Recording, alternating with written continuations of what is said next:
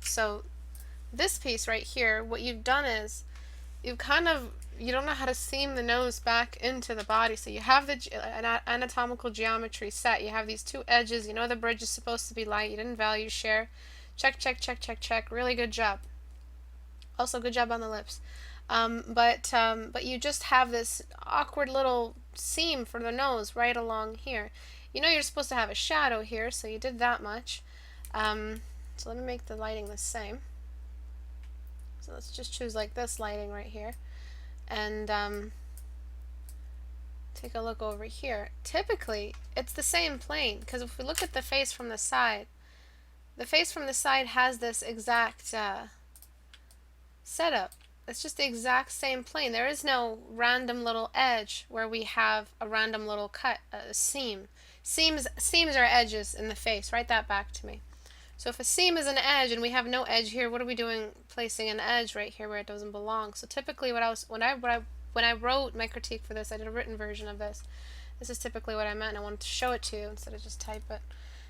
So that's what I'm going to do. I'm going to make it seem like from the side there is no like random edge, because then if it was this exact anatomy and we looked at this exact face from the side, we would see like a straight line, and then suddenly there would be a 90-degree angle, and then the forehead would start, which is not human. It's not human. So remember that the skeleton unifies all human anatomy. The skeleton is the human geometry.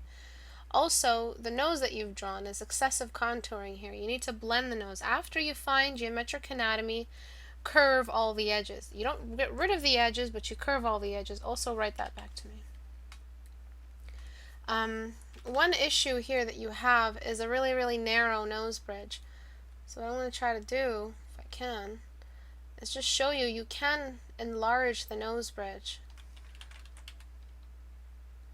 Sorry if you hear my neighbor. He's a punk-ass college student. Loud-ass college students pissing me off. Get off my lawn! Right. So before, after, you can enlarge that bridge. And you can completely get rid of that excessive seam. Really what we're just supposed to see, all we were expecting of you is, you see this dip? Alright, so this is not level. Well, this face is, but you just see this dip right here. The light behaves very differently when this dip happens. It's a very gradual, but definitely present, depression in value. It's a decrease in value right here. And that's it. That's all you have to do. Just show us that the nose does that. The nose bridge, the actual bone of the nose, so if you look up a skeleton, the exact nose bridge, so let's find the skeleton here. Where are you? It's very, very high. It's a very high nose bridge, as you can see. And this is that little seam here that happens. And it's flesh and cartilage, and you can really feel it. I don't think this is accurate, is it? Side of skeleton. Side of skull. Yeah, I think it's more connected. There's less of a depression. It's less extreme of a depression, is it? That's not that much. But right here, right along here, this whole area is full of fat and bone, and this is where that bone really is. And that bone, the exact highlight, it starts right along there. But we don't paint exact edges that we find in skeleton, because everything's padded with muscle and fat. So that's what I mean. When you find the edges, you curve them back. Alright. But yeah, in my apartment complex, I'm pretty much the annoying old man telling all the neighbors to shut the fuck up because I have classes. Shut the fuck up, kids, you and your music. Don't get rid of edges, curve them. Exactly. Can anyone explain what geometric anatomy means? Can anyone explain that for anyone new? What does geometric anatomy mean?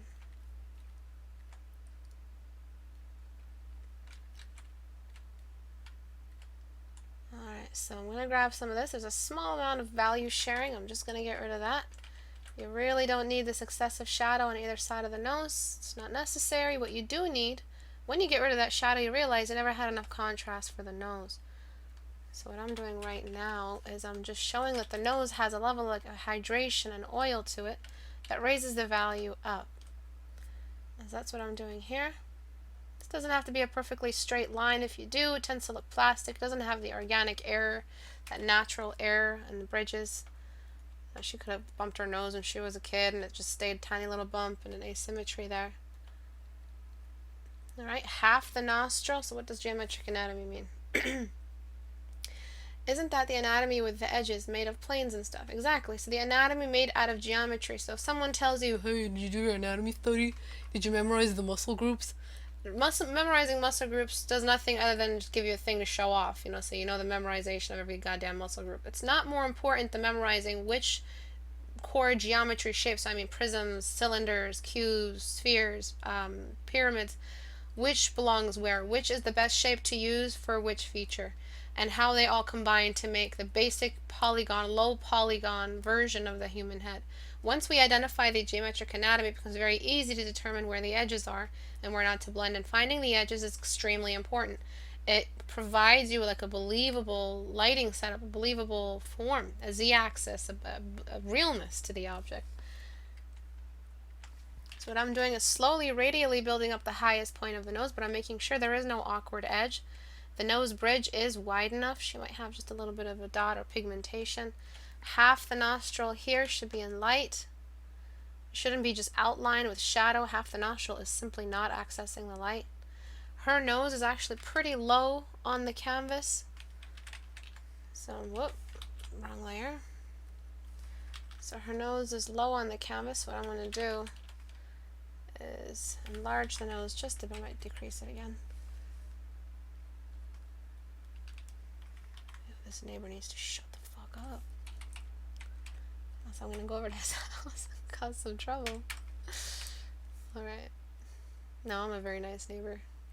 Alright, before, whoop, before, after. So the nose needed to go up just a little bit. I don't know if you guys can hear him. Before, after. Alright. So let me just clean that up. Okay, and that's pretty much it. So we'll take a look at the before and after and see what you did with the nose. You were outlining, weren't you? You were doing this whole, I'm not exactly sure what to do with the nose. Here, let me just drop a couple thick lines. They're not lines, so Istebrak can't bite my ass. But little did you know I can. Right, you're using too much values. You're doing a tiny bit of value sharing, of course, because this area is it just feels flat. It felt like the nose was actually dipping down instead of going up. So it felt like the nose was doing this, like these were cavities. So you always have to think about what these grid lines are doing. So we still haven't included grid lines just yet in Portrait Studio, but we will soon. So that's pretty much what I see. I see this, and then when we have this bridge, and of course we start seeing an elevation, and then it gets more steep the higher you go. Sorry about my shape lines. And it gets wider, and that's exactly what a nose bridge does. You see, these are the areas that look away, and these are the areas that look up at the light.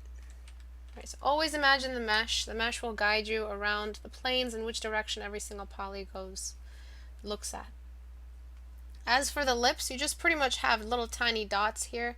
What they're supposed to be are pits. They're gradual little caves that develop gradually, and that's why understanding radial shading is so important for drawing lips, because they're just two meat bags, really. They're not, like, they're cylindrical. You know how you can buy beef in those cylinders? That's typically what lips are, just way less dense. And if we forget this, and we forget that, there is no such thing as like a sudden drop in altitude, that we do have a gradual, successive depression. Just like that, and then we slowly introduce the darkest value. And it isn't at all about introducing contrast on the lips. The lips don't need contrast. The eyes are the focals.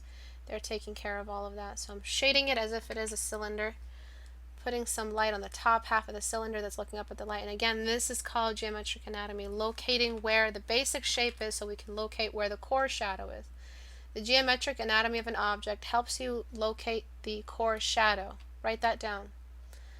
The core shadow is the first layer. It is the native geometry. It is everything to do with what to do in the early stages of the painting and the success of the painting. If you don't have that beard shadow, if you don't have all the basics down, and basics don't always mean simplicity, then you will have a bad painting. A lack of form means bad painting.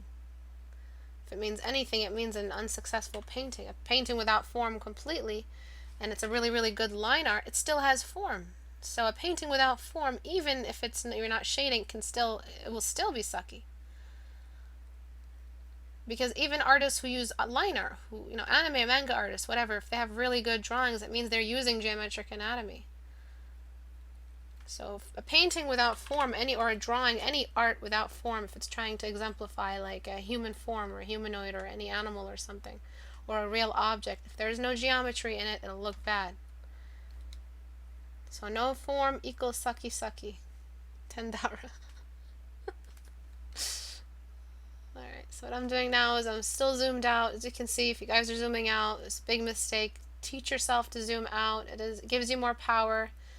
It lets you stay aware of how you're impacting the entire painting. So let's take a look. Without zooming out, we can see that this temple shadow actually just gets interrupted and it just continues here. It's like someone copied this and then just moved the physics over. Like they kind of seamed the world. They kind of just like cut a big chunk, like got the lasso tool and cut a big chunk of reality and just shifted it over. This is not possible. Eyebrows don't start and stop. Eyebrows do not rule over the core shadows. This temple shadow continues all the way. Period. Alright, if there is a highlight on the eyebrow, it continues where it left off above the eyebrow. So right here is where that shadow would be. Alright, you have to keep that temple shadow consistent. What comes first, the eyebrow or the head? I want an answer for this. Alright, so this is day 11. You're pretty late in your 14-day challenge and you're still having core shadow issues. So just be aware that you haven't fully gotten over that. The biggest hump of the 14-day challenge to get over is basically core shadows. Learning to keep details last, keep lashes last.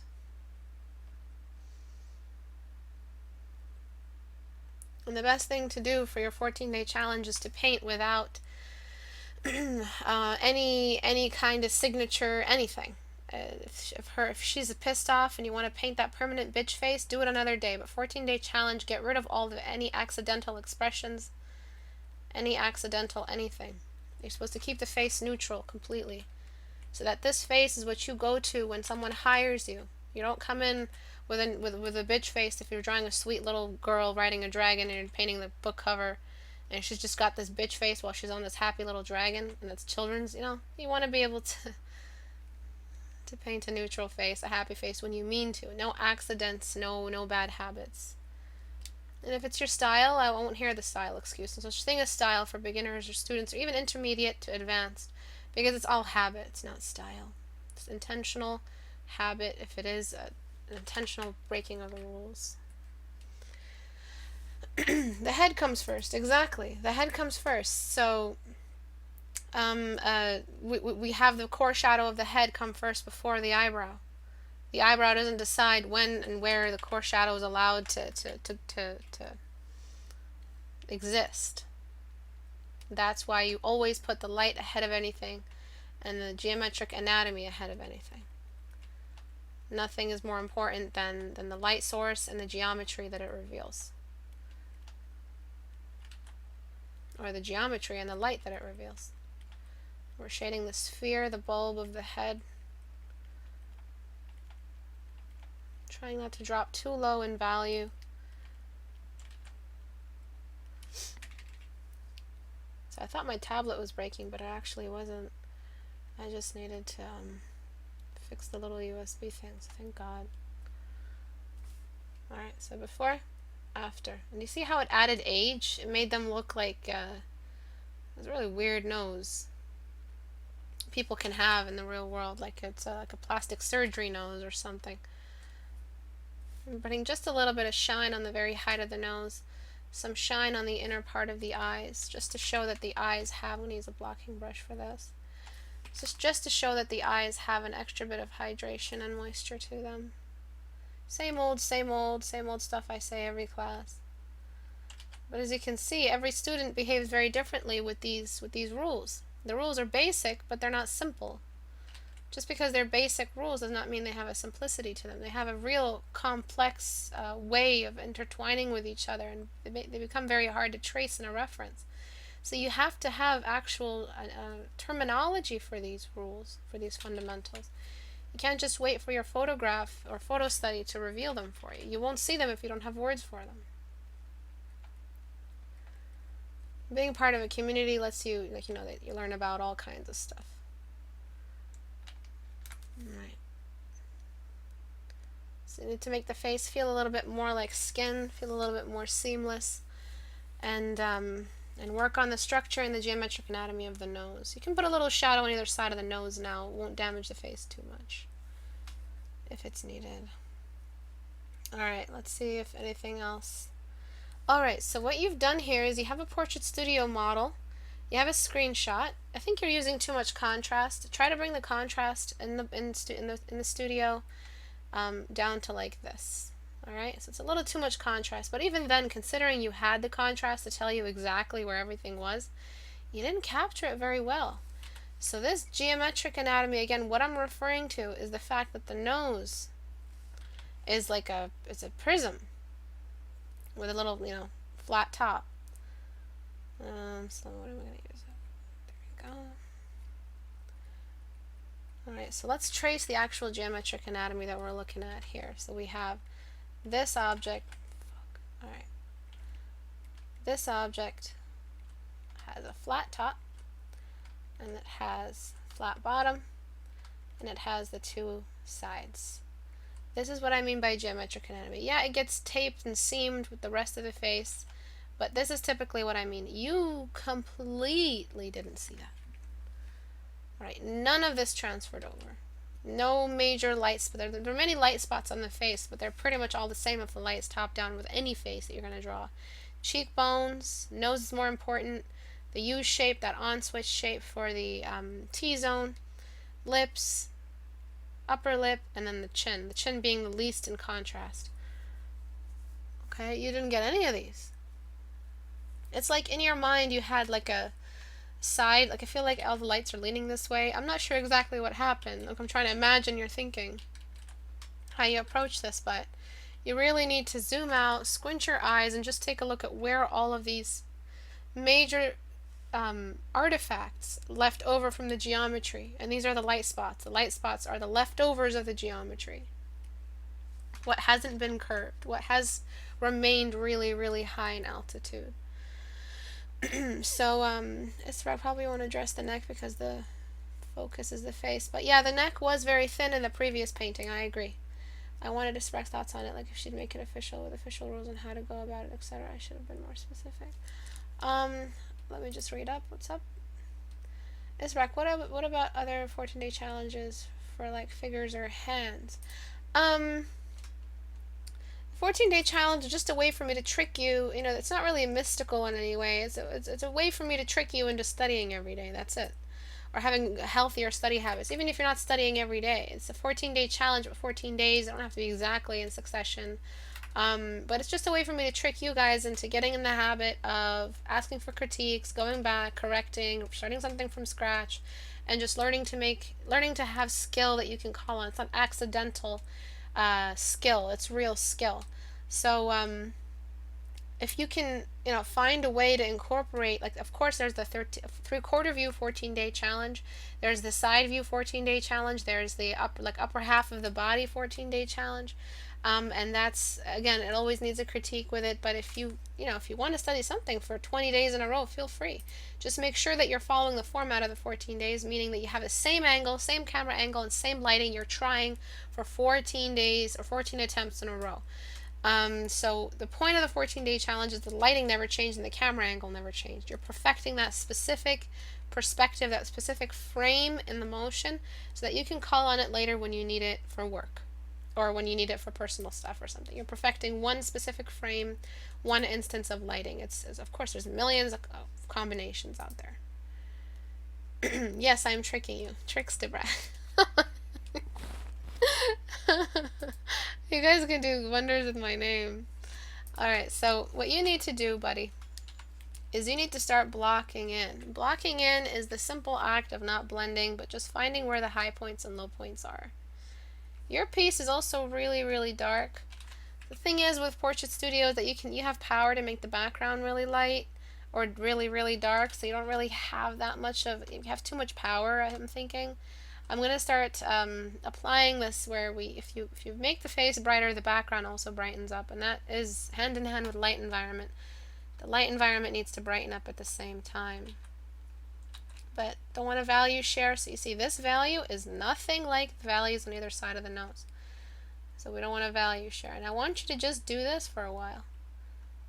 Right, that's the secondary light source, and that's the ambience making the nostrils illuminated, but typically the nostrils should be dark. The sides of the lips, the chin.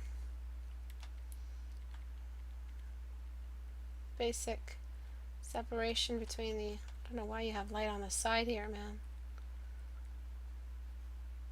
Shadow, shadow, and some brightness, but that's it. You should have the core shadows first. Alright, when you block in like this in the early stages of the painting, it's just a matter of blending.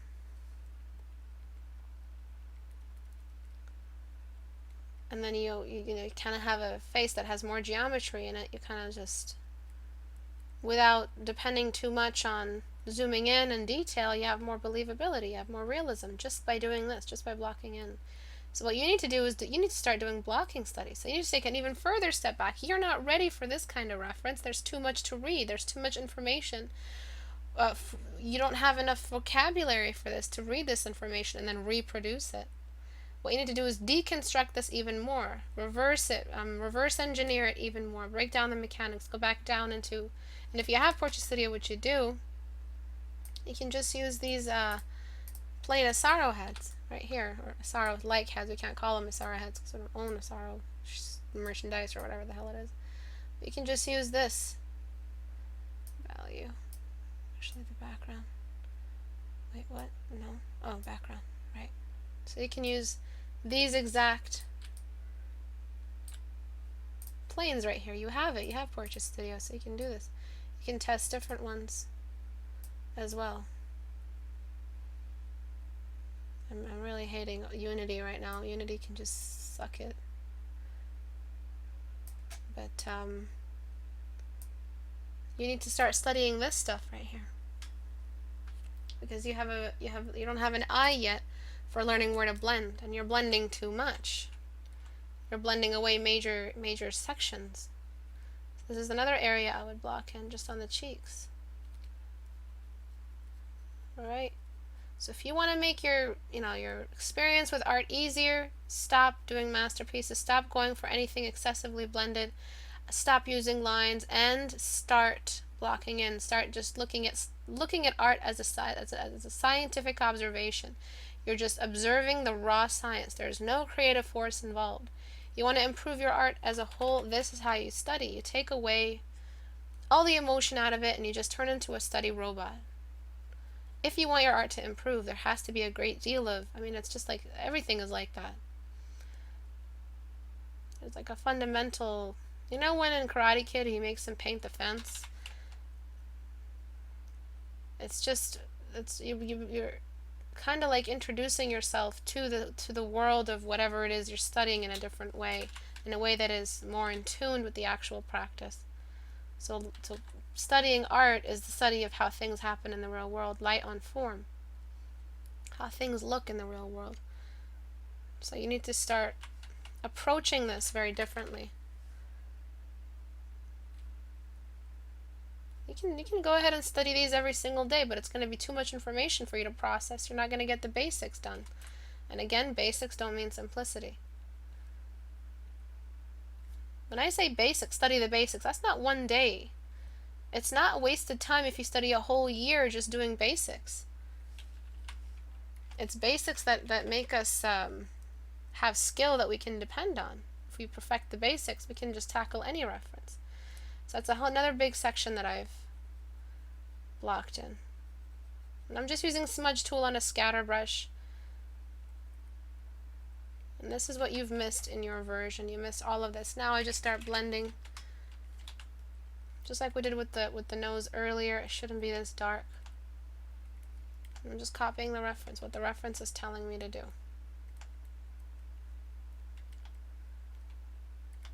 Right, and then we have light points like this. Just that U shape, and this is the shine, the specularity. Sides of the nose need to be much brighter. The edges of the lips are too dark. The upper lip is too dark. You have a long way to go, and working with this advanced kind of reference is not where you are right now. You might be there if you do a couple more. I'm going to say tens more. Plane studies and geometric studies and form studies. And then you'll be ready to advance and raise up the poly count. But until then, you need to get to a point where you're just blocking. Alright, so before I look at that, that's a whole different topic. This one is pretty much proportion and rotation. The problem with this one is that you really want us to see the other eyebrow. Even though the reference is telling you we're simply not seeing the other eyebrow. Why is it important for you to show the other eyebrow? So this is like a rotation thing, a stacking thing. When you rotate an object, certain parts of the same object start to overlap distant parts of that object.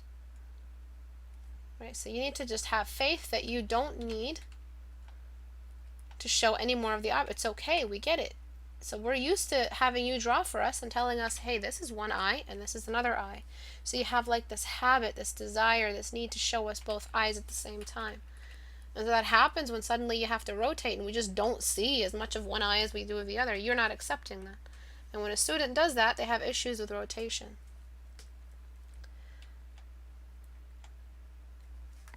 Alright, and that plus the nose being way too small. This whole snout area is just way too small. Might just have to increase that size both ways. And then individually. I have to make it seamless first. So if you are interested in getting a tablet and you don't have one, the transformation grant is still open for all of you. The submissions are due by the end of December, and the winners will be chosen mid-January, or announced mid-January. We'll be spending the rest of January choosing who the awards will go to. You get 2 or 3 sessions with me. You get a tablet if you need one, and Portrait Studio. Oops, wrong section.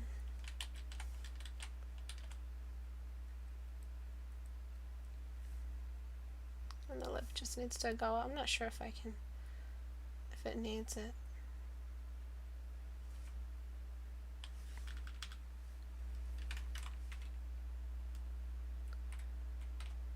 The lip you drew kind of just curls up a little too much, and the eyes aren't rotated enough. There's a couple of issues. But yeah, if you guys are interested in that kind of stuff, it's still open. You just have to go to the community and the information is there on the wall.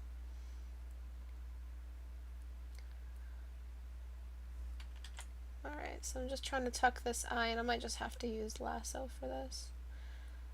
Tuck this section. So just have faith when you're rotating something. Sometimes things just hide. Write that back to me. Sometimes things just are not visible. That's it. And you just let go. You just let it go. Learn to let go.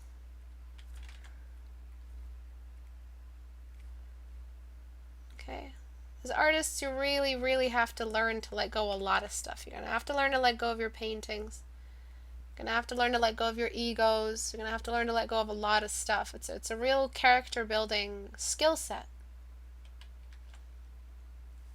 And when you get better at art, you get better at a lot of other stuff. I truly believe that it's that powerful. You don't just learn art and stay the same person. You change. I've met a lot of professional assholes who have big names and on YouTube, big names and like, you know, all the social media stuff, and they're just absolute assholes. So I'm not sure if what I'm saying is accurate from my experiences, but I have bad luck. I've met a lot of assholes in my life. But I truly believe art does build your character, at least not with other people, but, you know, within yourself, you become more resilient a person. You have thicker skin. So just learn to let go, bros. Sometimes things just hide. Learn to let go. Let it go. Of course. So before, after. Before, after. Alright, you have your reference right here telling you the size of the nose and the eyes were very similar to each other, and yet you shrunk them. Why did you shrink them? What was the reason why you shrunk them? You have a symbol in your mind that keeps noses small. It could be anime, it could be cartooning. It could just be that you didn't measure. It could be that you were zoomed in too much. When you zoom in, I don't zoom in when I'm doing critiques because I will not find these mistakes. Maybe it could have been that. Many different reasons why the nose you drew was too small, but you need to learn how to capture likeness. And this organic faces have, it's not ugly, but it's called an organic ugliness, an organic symmetry to them. Asymmetry, sorry. When something is organic, something real, you take a photograph of some random person on the street, they have lots of asymmetries on their face. They're not perfect. If they were, they'd have probably gotten a modeling career or something because their face is so unusually symmetrical. But it's a very usual, organic asymmetry and, in quotes, ugliness that we have to remember to capture. And not all noses have anime smallness to them. They just don't. So when you study from references, you study that organic averageness, that ugliness. It's not real ugliness. It's ugly as compared to the beauty standards, which are very cartoony. I'll leave this last. This one here, the problem I had with this one is that when we darken, we have two different skin types. So this guy is Caucasian in some sections, kind of tanned Caucasian, and then he's gone fully different skin type. He's gone full African everywhere else. Choose one and then stick to it. Alright? So if you want to go lighter, you just go lighter. That's his skin tone everywhere. He isn't super dark, and unless he painted half his face, he isn't going to be that value on these shadow sections. A shadow does not mean a drop in pigment. You've already chosen how dark you're going to go by choosing the mid-tone. You only go so much darker than that when we're dealing with shadows. So a skin type, you know, if you want him to stay in that skin type, unless he brought in some black and just painted his face a little bit, the only place you're allowed to have something similar to this value is just on that half core shadow of the face, that beard shadow, which is like, just erasing, I'm erasing some of this radially, just so we show the sides of the face, but that's it, that's as low as we can drop, but you really dropped yours. He's also very beautiful as a male. You need to study a face that isn't necessarily a bulky woman who weightlifts. It just looks like a woman who weightlifts. You're very limited in that respect. No one's going to hire you to paint the next Assassin's Creed protagonist because the women, you know, the face is too feminine. So if you want to be hired to paint the next brute, you have to learn the extremes, the extreme end of the spectrum. One is beautiful with eyes far apart, nose inside the eye limit, and then the lips pretty small inside the pupils. You want something that looks a little bit more masculine, you're going to have to do the inversion of that. Small eyes, big nose, big mouth. And that means shrinking the eyes. He can still be handsome. All the Assassin's Creed guys are pretty sexy, but they're not effeminate unless they're deliberately, you know, designed or written in that way. So don't get all gender wars on me now. So I'm shrinking the eyes. You also have an eyebrow arc. Men usually have no arc in their brow. I'm getting rid of that. Bringing the eyes in closer together, slanting the eyes down. Men don't have that downward slant like the cat eye slant in the eyes. Then I'm increasing the size of the nose. Shit, that's wrong. Oop. And then I'm increasing the width of the mouth. Just these tiny little changes will make him look more masculine without him looking like a Barbie doll. The size of the eyes is still very, very big. I don't want it unusually small, but I also don't want them too large. Okay, decreasing the density, and that. I would make the eyebrows even more. Like, search up handsome man on Google right now. You'll find nearly all of the results have a very flat brow. There's almost no curvature to the arc of the brow. That means something. That's something you as the designer have to memorize. So before, after. Look at how beautiful he was. He was gorgeous. Maybe he can be the young next prince who people confuse as a female. I mean, I don't know where he would fit in which story. But you're confusing gender signatures at this point. Right, we need to see more male than we do female. But because you've drawn females for so long, or maybe you did a 14-day challenge with females, and then you moved on to the male, and then you had this issue, which is very common. Also, men's lips are very far away from their nose. Testosterone does strange things to the face. Right, thinning out the lips. The lips, he does not need big, beautiful, plump, Prince Charming lips. Right, he's a man. All he needs is his masculinity. Pants for men, dresses for women. You know what I'm saying? Internet?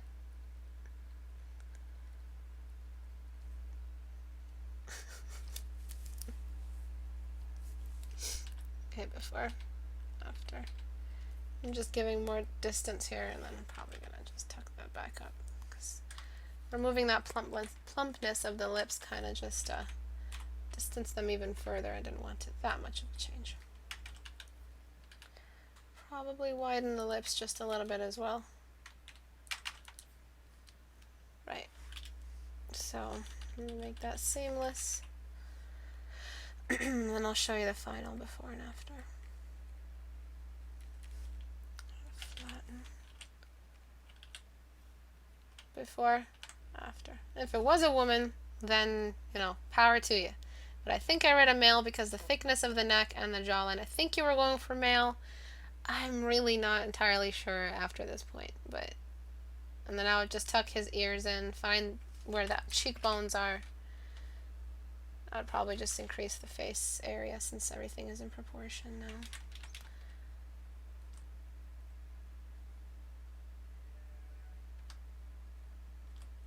Wow, this guy is just talking and talking. What's he doing just talking? Is he streaming or something? Fucking streamers. Streamers? Huh. There's a joke in there somewhere. I'm not creative enough to think of it, but there's a joke. Shit. Alright. Before, after. Alrighty then. Flatten that. Let's see what everybody's saying. Male equals masculine. So,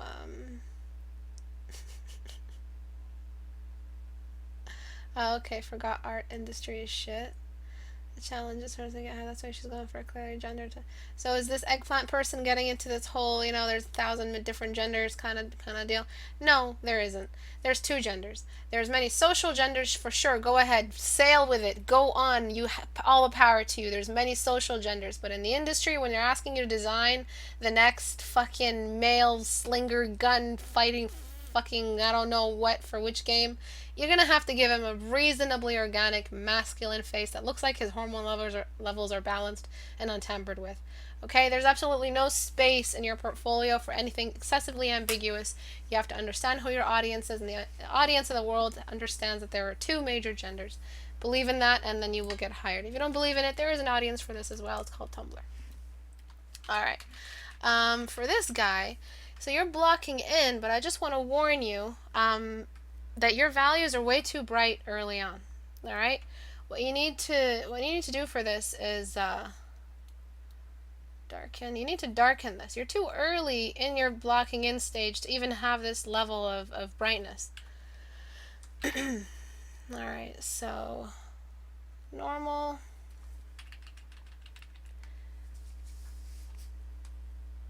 Savage. SJWs are coming, my God. Just chill, alright? I wasn't trying to diss anyone. I wasn't trying to diss anybody, okay? Everybody just calm down. Calm down. I don't need hype men. The more hype men I have, the more in danger I am. So just chill the fuck out, everybody. Alright, so what I want you to do is lower this. So it was excessive contrast you had. You were already so early and you reached maxed out the contrast. Where else are you going to go with this contrast? I mean, you've already gone so high. Where else could you possibly go after this point? Only no man's land. So you accessed no man's land too early. You had nowhere else to go with the rest of your values. So just land that over there. Thank you, Marco. Thank you for the crowd control. Marco's my bounce man. You mess with me, you mess with him. Would the brightness look more normal with a lighter background to show there is more light about? Yes, it would, Freefall. Good question, very good question. But if the background was really bright, that means the rest of the face is also super washed out. Like, let's say we're raising the brightness all the way. Let's open up Portia Studio. We're raising the brightness. All right, so the background is fully bright.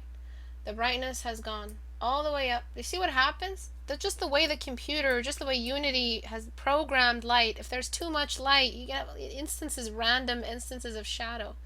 So the rest of the face washes out. So to be this light, your background is this dark, and then you're blocking it, and in certain areas you have like this low contrast on the face. If you've gone too light, these are inaccurate, inconsistent, unmatched light environments. So because you're blocking in, because you're at a stage where you're just blocking in, you're just, accessing basic planes, you're already so bright, this means that you will have trouble later on. You'll have drowned out form. There is no form in black and white. Everyone write that back to me.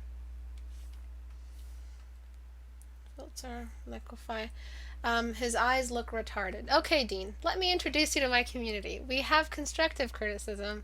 At no point do I ever say or make the example or set the example that when you critique someone, you just give a bad name and then or a bad word and then you just use that as the critique. Why do they look retarded? So the eyes do look, you can't just say someone's eyes look retarded.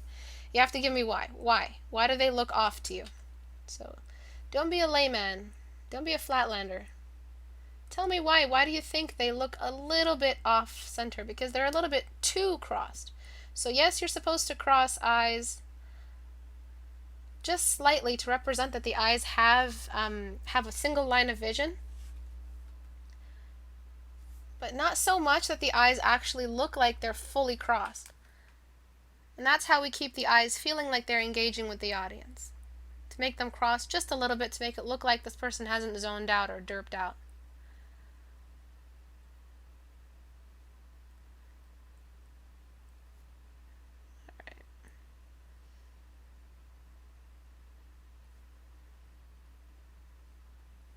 Okay.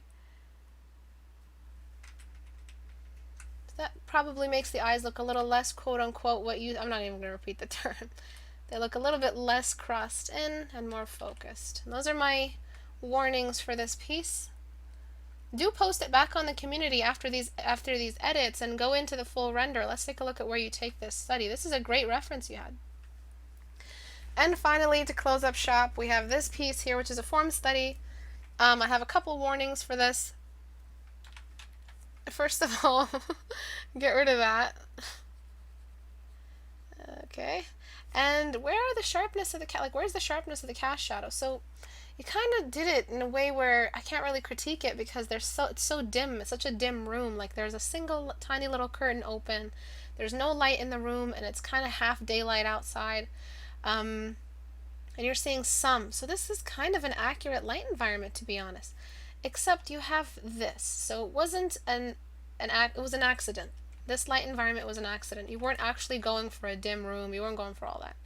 So what I want you to do is show me how cast shadows sharpen where they start. The root of the cast shadow is always sharp. Write that back to me. Alright? So I'm trying to find the root of the cast shadow for here. It starts there. And then we have this, the root of this sphere starts there somewhere, and then it just rounds off. It does blur the further you move. Fuck that up. The further you move away from the light source, it does move away. Alright. probably need to do that way. Oops.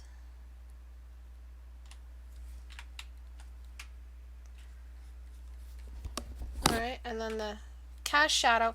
What does the cast shadow belong to once it falls? Does it belong to the object or the ground on which it falls? Anyone have an answer for that? Good. Good Pika. Good Tiv. Good Jojo. Good Omijitai. Good, good, good. Derp Town. Make sure your characters don't look Derp Town. Not criticism, but I think the nose is beautiful. Oh, which is it? This one? Yeah, I think you've done great with the nose. It's really, really good blocking. It's just that contrast is going to drown out a lot of the form, this beautiful form that you were establishing or working hard for. The ground. Thank you, Jomana. So what I mean when I say what does it belong to, I mean that once the cast shadow falls on the surface, depending on the characteristics of that surface, the cast shadow can be darker or lighter. In this case, the shadow could be much lighter because it's definitely not going to be as dark as the core shadow of the object casting it. So that means it does a little something like this. Alright. So it belongs to the surface casting it, and the surface casting it is basically a light value. And that means we have this. Okay, so your light environment was accidental. If you don't know what the term is, light environment, again, it's just a light source in relation to the background, in relation to the object. If the object has this much light on it, the background has no business being this dark. Alright, so I'm just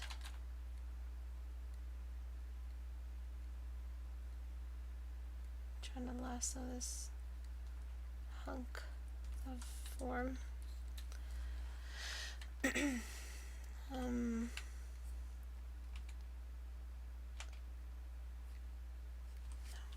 think that's enough. Just gonna disconnect that from the lasso, and that, and this, and this. Okay, I'm gonna make the background lighter now. And you can see what it does. As soon as I make it lighter, oh my lord. Wow. So that's where that light was coming from.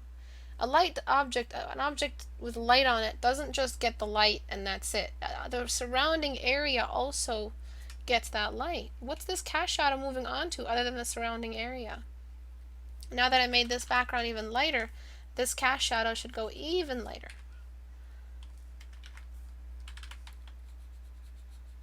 Something like this. This cast shadow no longer belongs here, so just because this is dark doesn't mean we make this dark as well. Alright, so your form studies look great. You need more contrast and more sharpness for your core shadow. For your cast shadows. You need to be aware of your light environment. And for a good practice is making all of these cast shadows point in the same direction, sourced by the same light. It teaches you how to paint more than one object in the same canvas. Some people are just scared of that. I know I was when I was growing up. I was really, really scared of raising contrast and having more than one object in the same canvas. I had to, it was weird treating everything as if it existed in the same plane, and I had to get over that. So contrast could possibly, so this is a different situation. Ignore this one, but these here, if it was this bright, these would need this kind of a spike. Again, to prove that all this light is here, and a sharp light, a strong light, casts sharp cast shadows. Write that back to me, please. Deselect, and then I'm just gonna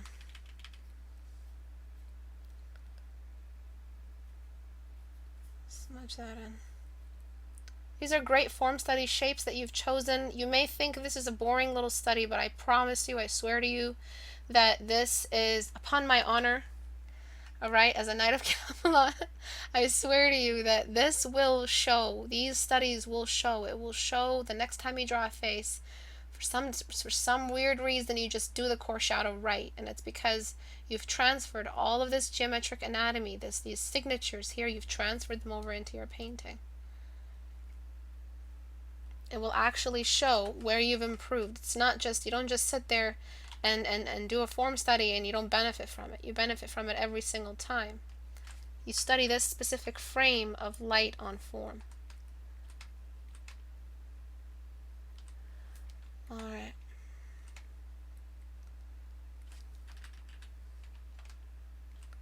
God damn it. I just had to touch the edge.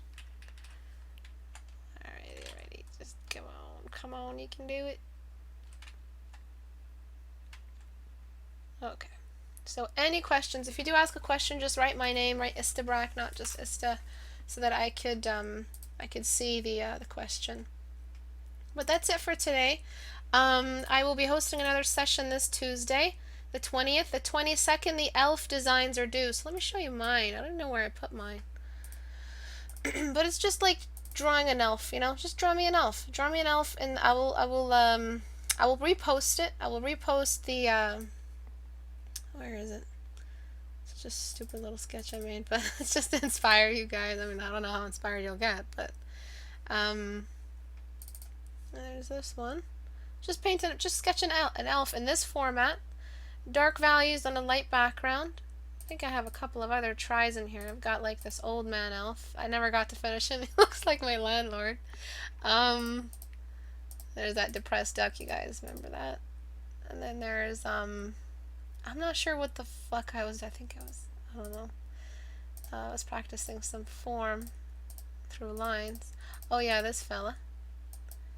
So this is what I mean. Just sketch me an elf with a task. That's what the what was all about in the contest or the sketch challenge.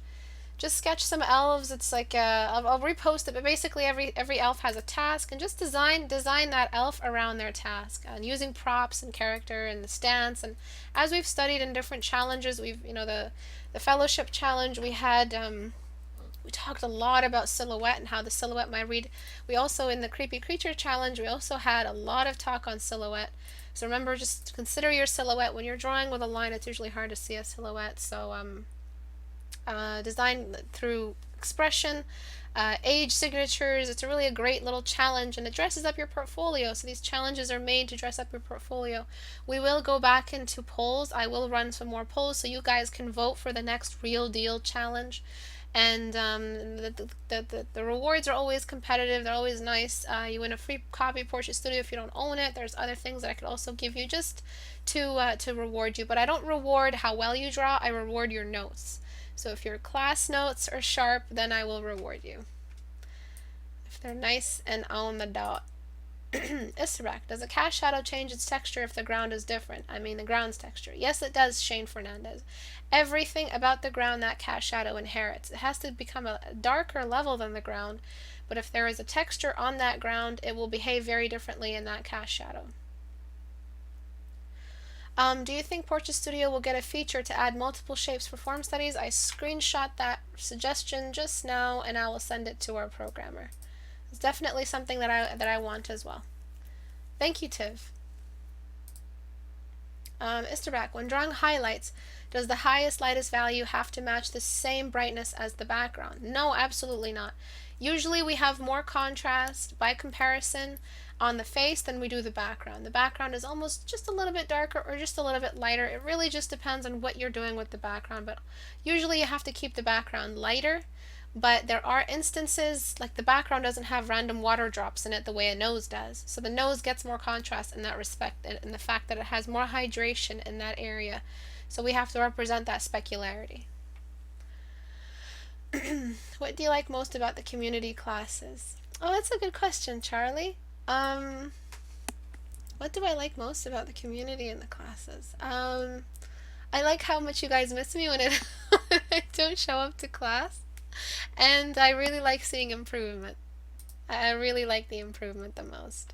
I like seeing how someone progresses in a 14-day challenge and seeing their day 1 and their day 14. It just wows me every single time without fail. And seeing your styles and your habits and your character improve along with the painting. Like just today I saw Tiv's Twitter account, and they painted this. Oh, look at it. It's so cute, right? I mean, you have a little bit of problem right here, but that's a stylistic choice. I hope you know that this is a little bit off, but this is a very, very good sketch. But they did a lot of realistic sketching before they went back to this cute little anime sketch. So when you revert back to line dependency, you do so with a new wisdom, and a new awareness of where everything belongs. You still have symmetry. Look at that stacking, the fact that they hid part of the eye. That comes from three-quarter view form studies. I mean, three-quarter view 14-day challenge studies. So Tiv is actually right here with us today. But yeah, I love seeing that improvement. I love seeing how people change, but just by a couple of critiques, a couple of challenges, a couple of studies. And it's really like a support group. Studying is very difficult, and art altogether is a very difficult thing to do and learn. So that's what I love most about the community, that we're seeing all this improvement. Istebrak, what if we want to do a pencil drawing for the challenge? That is very possible. Just keep it clean, Jojo. Istebrak, will you do a fan meeting someday? I don't think anyone will show up. You're all from like different parts of the world. How would you guys find me? Like if I went to San Diego Comic-Con to like an artist place, or it's so weird. If you're a publisher, you're allowed, and I didn't know I was a publisher until I realized I published some books. I'm actually allowed to go on a publisher pass, and I probably might go, but it's just a tiny little dream to do a fan meeting. Maybe if I get big enough, but I don't think that's gonna happen anytime soon. Don't be mean, Dean. Just because it's anime doesn't mean it's you. It's something that someone chose to do. Alright, so any more questions?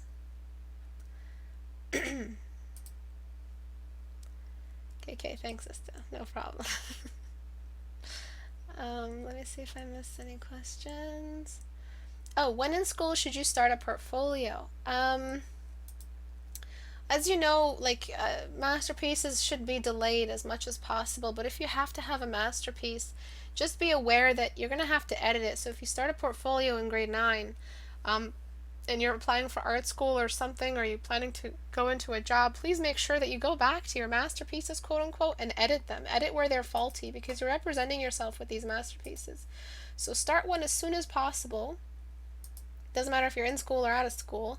Just remember that you're going to have to edit a lot of the stuff that's in there. You can't just fill it with studies and sketches. You can, but it can't be all studies and sketches. You have to have some attempts at completion. And that's why I'm saying be careful with that, because you do have to go back and edit it. Don't just leave it sitting there. Go back and update your skill level as you represent it in your portfolio. Start it whenever, but just remember that. Istebrak, why isn't there any bounce light? Hi Poro. Bounce light in what?